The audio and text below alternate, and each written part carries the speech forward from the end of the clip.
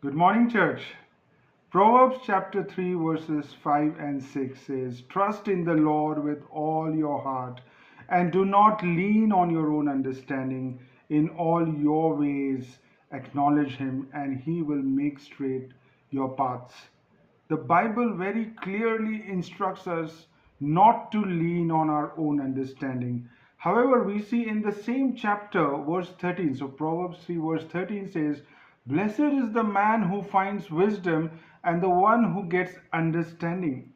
So, if we are supposed to get understanding, then why are we not supposed to lean on it? Another Proverbs chapter 16, verse 16 says, To get understanding is to be chosen rather than silver. So, we have to choose more than silver. What is valuable is to get understanding. So, why are we then not supposed to lean on this understanding? We are told not to lean on our own understanding, which means not to lean on our conclusions based primarily on our own perceptions, because our own understanding simply will not be able to bear the full weight of reality. It was never intended to bear the full weight of reality, which means to know that what is best for us at a given point of time and what is best for us until we are alive. We have to know so many things that we can never possibly know.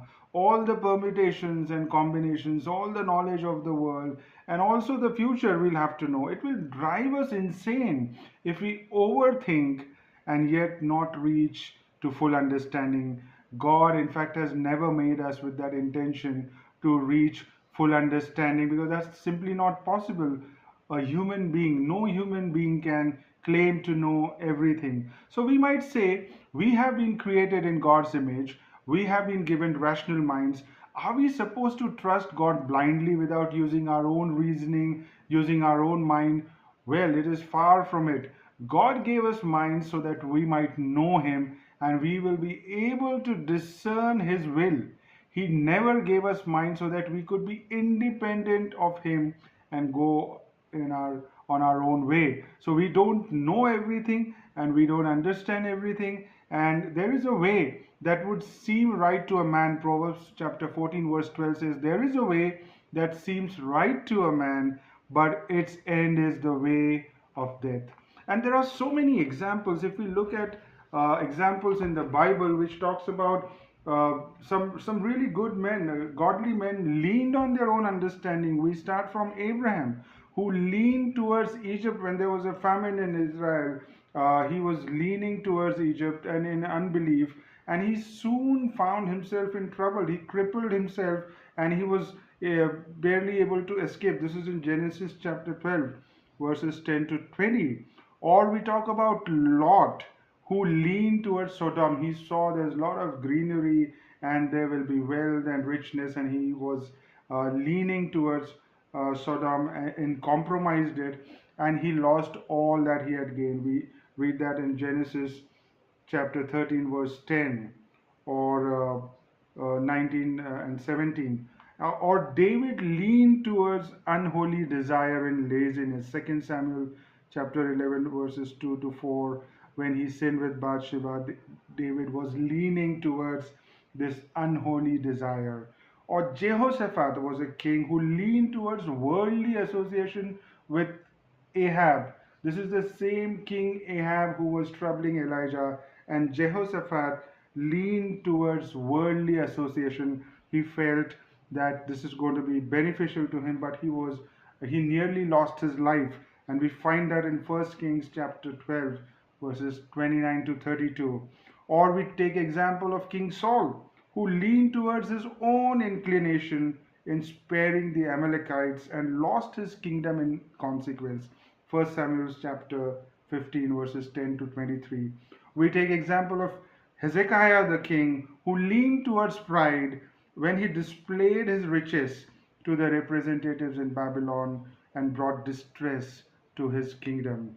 We read that in Isaiah chapter 39. And there are so many examples. Even New Testament, Peter, we see leaning towards his self-sufficiency in his boasted. He boasted uh, on his allegiance to Christ and lost his courage at the taunt of a servant maid. He denied Christ. We know the story, Luke 22.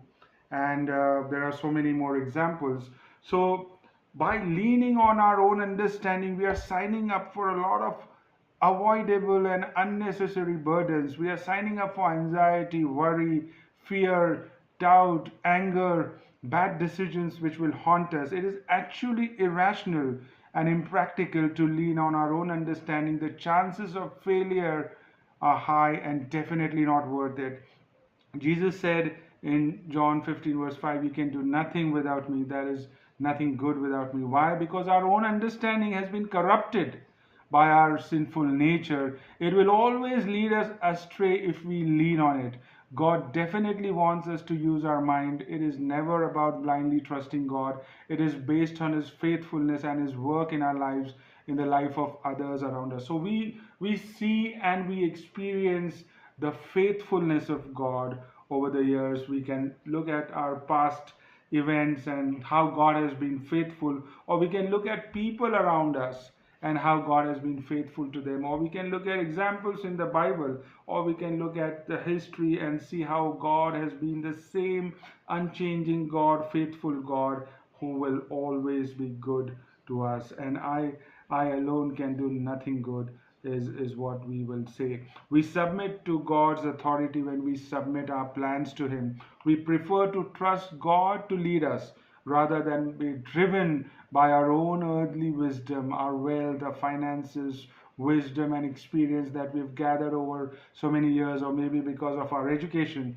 Trust in the Lord with all your heart and do not lean on your own understanding. In all your ways, acknowledge Him, and He will make straight your paths. The all word is the key here. It is used twice. It means complete devotion and surrender. So when we lean on God's understanding and God's will and God's ways, and we are back to be dependent on God. We are back to work as a team, and just as God intended us when He made us in His image, when what God was intending is that we will make God our constant source of strength and wisdom and courage, our spirit in communicating with God's Spirit, for that is what will matter. Have a good day.